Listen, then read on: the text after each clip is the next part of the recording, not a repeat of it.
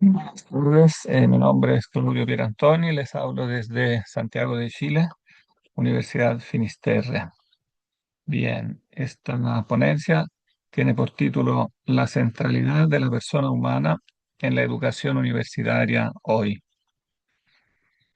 Examinaremos sintéticamente la evolución histórica de la idea de la centralidad de la persona humana en la tradición occidental, con el fin de aclarar lo más posible este concepto que entendemos con centralidad de la persona humana.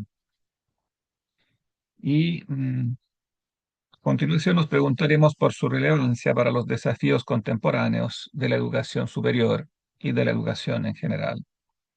La tesis fundamental sostiene que la persona humana posee una dignidad singular e irreductible que la convierte en el verdadero fin de toda la actividad cultural, política y educativa. Argumentaré que la base fundamental de esta dignidad se halla en su autoconciencia, que es al mismo tiempo conciencia de la existencia propia y apertura al ser universal, la que a su vez implica la reflexión sobre el propio lugar en el universo y la búsqueda de un propósito último. La reflexión sobre este tema, presente de diversas maneras a lo largo de la historia de Occidente, adquiere una renovada actualidad en un contexto marcado por la revolución tecnológica y el desarrollo acelerado de la inteligencia artificial. Precisamente la comparación con la inteligencia artificial permite enfocar más nítidamente lo que es específica y auténticamente humano, y esto permite reflexionar sobre lo que debe constituir la verdadera base de la educación universitaria y de la educación humana en general. Para lograr este objetivo, entonces haremos un recorrido eh, por la, mm, por la cultura griega antigua primero. Eh, la cultura griega antigua situó al ser humano en el centro de la reflexión filosófica y literaria. En Homero, la figura de Aquiles expresa la conciencia de la individualidad y la búsqueda de un significado capaz de trascender la brevedad de la existencia, la búsqueda de la gloria.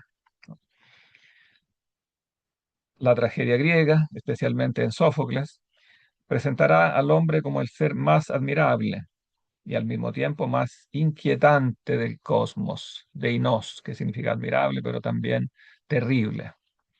Posteriormente, Sócrates y Platón profundizarán esta intuición al vincular la dignidad humana con la racionalidad, la autoconciencia y la capacidad de acceder a la verdad objetiva y al fin último, finalmente, a la verdad suprema.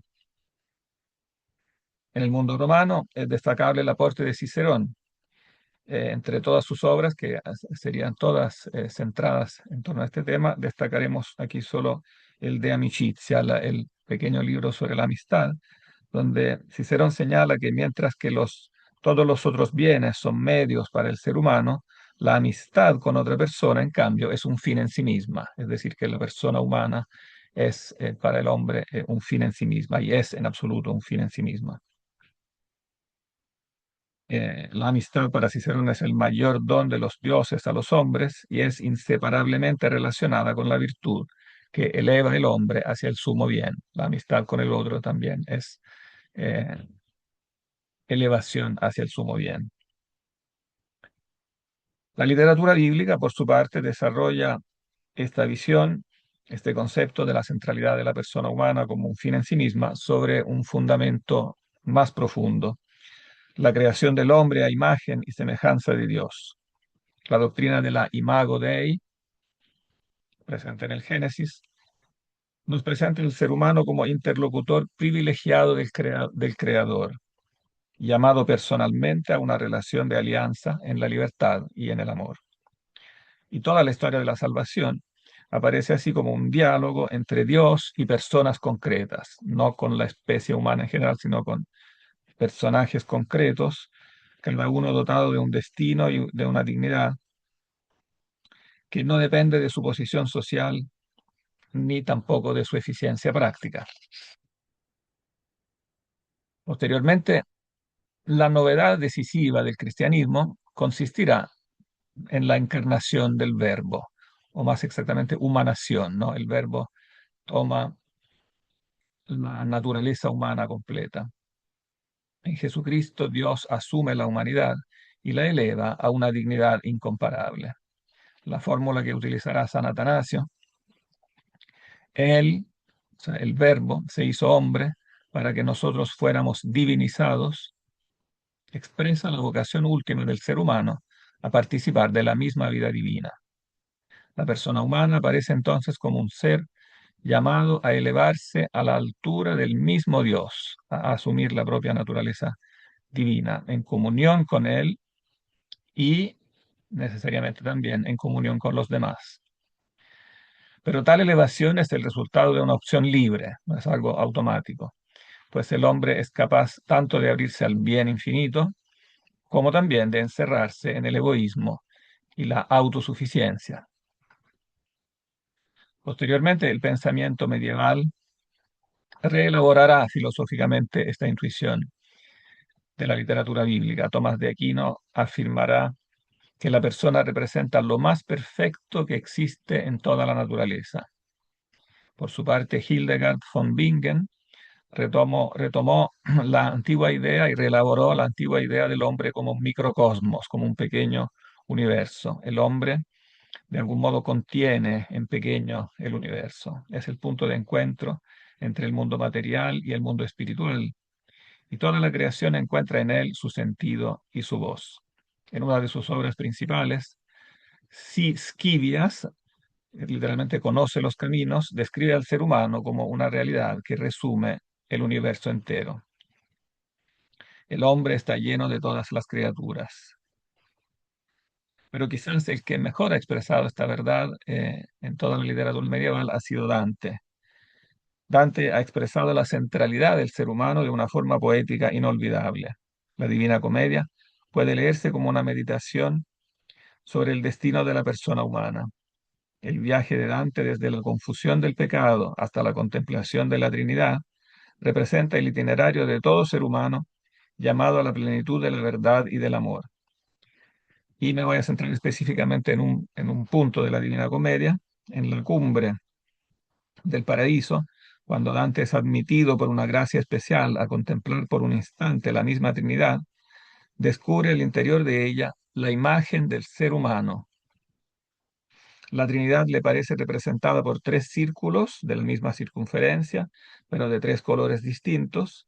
Del primero emana el segundo como un reflejo y el tercero es como un fuego que sopla del uno al otro. Dentro de la circulación eterna del intelecto y del amor divino, le aparece dibujada con su mismo color nuestra imagen, es decir, la imagen del ser humano, en la que su propio acto de visión se introduce. Dice Dante: dentro da sé del suo colore stesso mi parve pinta della nostra effigie, perché il mio viso in lei tutto era messo. Así, mediante la visión, el propio personaje de Dante se inserta en la vida trinitaria. Después, la transición hacia el Renacimiento no significa originalmente una ruptura con esta tradición medieval, sino el redescubrimiento de algunos de sus aspectos fundamentales. Quizás ningún texto simboliza mejor esta nueva sensibilidad que la célebre Oratio de Hominis Dignitate de Giovanni Pico della Mirandola. Según Pico, Dios no asignó al hombre una posición fija dentro de la jerarquía de los seres, sino que le concedió la capacidad de modelar libremente su propia existencia. De nuevo, el hombre aparece como microcosmos, como una criatura situada en el centro del universo, capaz de descender hacia formas inferiores de vida o elevarse hacia la semejanza con Dios. Pero esta libertad no debe interpretarse como independencia absoluta respecto del Creador, sino como un reflejo de la libertad divina participada por la criatura racional. Aunque frecuentemente se presenta a Pico como precursor del antropocentrismo moderno, su pensamiento permanece profundamente arraigado en la visión cristiana de la realidad, aunque es verdad que en algunos aspectos su pensamiento fue juzgado heterodoxo con respecto a la ortodoxia católica por sus influjos neoplatónicos y herméticos. Para él, la libertad humana La libertad que fundamenta la dignidad humana no constituye una autonomía absoluta frente a Dios, sino un don recibido del Creador, mediante el cual el hombre puede cooperar libremente con su propia perfección y elevarse hacia la unión con Dios. En la época moderna, Descartes estableció nítidamente con el cogito la relación entre el pensamiento humano y la conciencia de existir, la autoconciencia. Kant, por su parte, afirmó correctamente que el ser humano debe ser considerado siempre como un fin, nunca como un medio. Sin embargo, en la tarea de fundamentar esta afirmación, Kant terminó poniendo el acento unilateralmente en el sujeto humano como fuente de criterio epistemológico y por lo tanto fuente de todo valor y significado. Esta absolutización del ser humano, que culmina en el idealismo alemán y en el superhombre nietzscheano, ha atravesado de diferentes formas toda la época contemporánea y parece hoy concretizarse de manera aún más extrema en las tentaciones del transhumanismo y de la inteligencia artificial, o más bien de la ideología que puede generarse a partir de la inteligencia artificial. Frente a estas tentaciones, no han faltado autores que han recuperado y desarrollado la herencia de la tradición clásica y medieval, que por cierto pone a la persona humana en el centro de la realidad, pero al mismo tiempo no hace de ella un absoluto, sino que subraya su límite y fragilidad, al mismo tiempo que reconoce su dignidad en la apertura al ser absoluto. En particular, Rosmini, en polémica con Kant y el idealismo, subrayó la condición del ser humano como sujeto finito, y sin embargo abierto a toda la realidad, de modo objetivo, mediante la idea indeterminada del ser universal. Finalmente, mencionamos la síntesis ofrecida por la encíclica Magnifica Humanitas de León XIV, recién publicada, frente a los desafíos planteados por la inteligencia artificial y la creciente tecnificación de la vida humana. El documento reafirma que el auténtico progreso debe promover a todos los hombres y a todo el hombre. La tecnología puede ampliar extraordinariamente las capacidades humanas, pero particularmente la inteligencia artificial está expuesta al riesgo de ser interpretada como algo semejante o incluso superior al ser humano, incluso algo que pudiera sustituirlo o incluso elevarlo a una dimensión superior. En la misma línea de estas reflexiones del Papa, podemos agregar que precisamente la consideración de la inteligencia artificial permite resaltar, por contraste, lo que caracteriza al ser humano de modo original e insustituible. Y esto no es otra cosa que la conciencia originaria del ser. El hombre es consciente del ser. El contacto con el ser, para expresarlo con Platón, que cada individuo humano posee de un modo misterioso e insustituible, y que involucra la autoconciencia, la capacidad de tener un propósito, la libertad, la responsabilidad moral y la capacidad de amar. Así, se toca el límite de la creatividad del ser humano. El hombre puede crear artefactos sorprendentes y eficientísimos. Lo que no puede crear es a otro ser humano. Debe amar a los que ya existen. Y así llegamos a la conclusión.